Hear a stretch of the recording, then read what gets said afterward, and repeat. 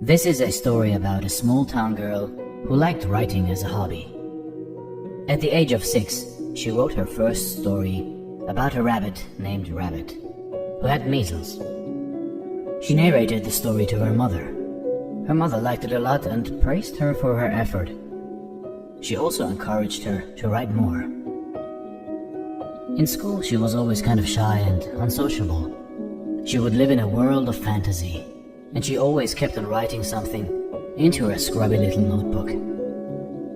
At the age of 15, her grandmother died, with whom she was very close. But misfortunes in life never come alone. The relationship with her father soured, and her mother became seriously ill with a brain-disabling disease. Her mother's condition was getting worse by the day.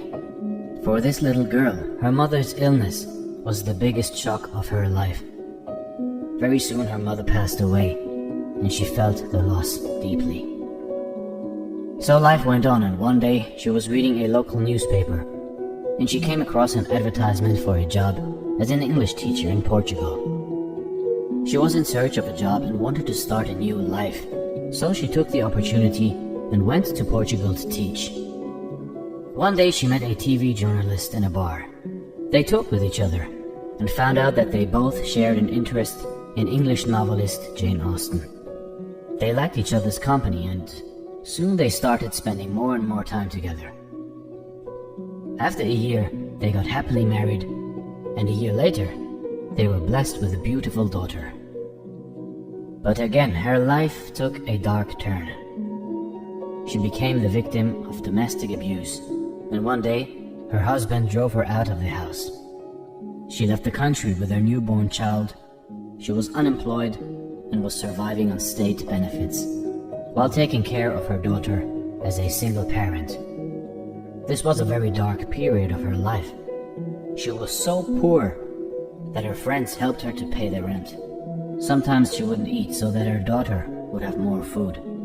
And because of all of these circumstances, she considered herself a complete failure. And it seemed like that band of misfortunes would never take an end. She fell into a deep depression. She had no hope to survive, and she even tried to take her own life at one point. But her daughter inspired her to seek help, and eventually she decided to do what she could do best: to write fantasy novels. She would forget about everything while sitting at her desk, and so she started writing more and more. She would often go to the cafes to work on her book while her child had a nap. Although she couldn't even afford food at the cafe, she only ordered 1 cup of coffee during her writing sessions, just so the cafe owner wouldn't kick her out. Somehow this way she finished the first 3 chapters of her novel. She sent the story to a publisher, but unfortunately, they quickly gave her a pass. She sent it to another publisher, but again, the answer was no. Her mailbox was filling up with rejection letters.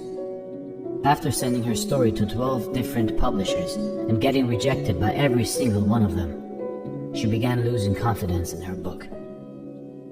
Finally, one day, the editor at Bloomsbury Publishing Company sat down to read the story. Fortunately, her 8-year-old daughter was there too. The little girl loved the opening chapters, and she was very curious to read the complete story. This made the publisher agree to publish her book, but the publisher also advised her to find a full-time job and said that she wouldn't make any money writing fantasy stories for children. In June 1997, at the age of 31, her first novel, Harry Potter and the Philosopher's Stone, was published with an initial print run of 1,000 copies. When readers tasted the story, the demand for her books began to rise dramatically. 5 months later, her book won its first award, the Nestlé Smarties Book Prize. And soon, J.K. Rowling went from being an unemployed, depressed, single mother living off state benefits to one of the best-selling authors of all time. Her first book, Harry Potter and the Philosopher's Stone, is one of the best-selling books ever written. Currently, the 7-book series has sold more than 450 million copies worldwide. The movie franchise based on her books has grossed $7.7 billion in box office revenue. In 2004, Forbes magazine named J.K. Rowling as the first person ever to become a billionaire by writing books. She didn't become successful overnight. She had to face a lot of misfortunes and rejections, while taking care of her child as a single mother and fighting depression.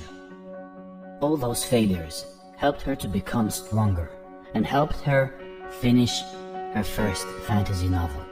Despite all of her wealth and fame, she never forgot the hardship and pain she had to experience.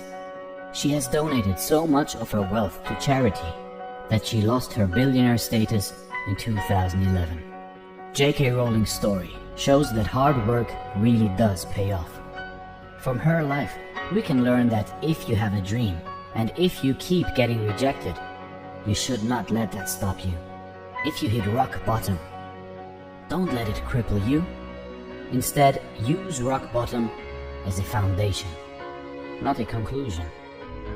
It is impossible to live without failing at something, unless you live so cautiously that you might as well not have lived at all, in which case you fail by default. That were J.K. Rowling's words at her Harvard commencement speech.